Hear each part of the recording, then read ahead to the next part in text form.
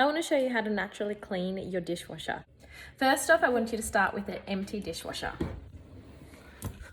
In your empty dishwasher, use the middle rack, and on that rack, add a bowl of vinegar.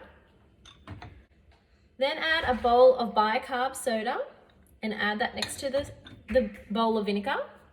Then I add a couple of drops of the Smart and Sassy doTERRA oils, but you can use lemon oil or peppermint oil. It's just something that really help break down any of the grease.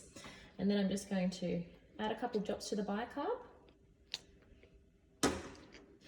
Then close it up. Put it onto whatever the hottest wash you have and turn that on, and that will give you the most thorough clean.